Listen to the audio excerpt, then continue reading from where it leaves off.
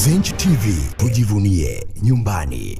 Leo hii siku ya Jumamosi ya tarehe 10 mwezi huu wa kwanza Januari mwaka 2026 kulikuwa na mwendelezo wa michuano ya AFCON kwenye hatua ya robo fainali. Leo hii kulikuwa na robo fainali ya tatu iliyowakutanisha Algeria dhidi ya Nigeria, mchezo ambao ulipigwa majira ya saa 1 za usiku kwa saa za Afrika Mashariki. Muda mchache uliopita ni kwamba mchezo huu ulitamatika kwa Nigeria kufanikiwa kuibuka na ushindi wa goli 2-0 mbele ya Algeria, na matokeo haya yakifanya Algeria kutolewa kwenye michuano hii ya AFCON, na huku Nigeria Super Eagles wakijikatia tiketi ya kwenda kwenye hatua ya nusu fainali. Magoli ya Nigeria katika mchezo wa leo yalifungwa na Victor Osimhen kwenye dakika ya 47 na bao la pili lilifungwa na Adams kwenye dakika ya 57. Na kwa sasa Nigeria inakuwa ni timu ya tatu ambayo imefanikiwa kutinga kwenye hatua ya nusu fainali, na timu nyinginezo ambazo tayari zimeshatangulia kwenye hatua ya nusu fainali ni pamoja na Senegal, lakini vile timu ya taifa ya Morocco ambao ni wenyeji wa michuano hii ya AFCON nao pia wamefanikiwa kutinga kwenye hatua ya nusu fainali.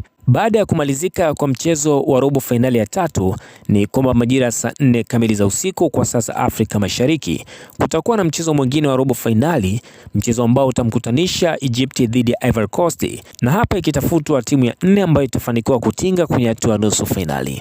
Ukumbuke kuwa michuano hii ya AFCON kwa msimu huu bingwa atazawadiwa kitita cha dola za Kimarekani milioni 10 ambazo ni zaidi ya shilingi bilioni 24 kwa fedha za Kitanzania. Lakini pia naendelea kukumbusha mwanafamilia wa Zenj Online TV, na kama hii ni mara yako ya kwanza kabisa kuitembelea Zenj Online TV, tunakusihi sana usiache kusubscribe, kulike pamoja na kucomment kwa ajili ya kuendelea kupata taarifa mbalimbali za kimchezo na burudani pamoja na taarifa mbalimbali za matukio kwa kila siku na kila wakati.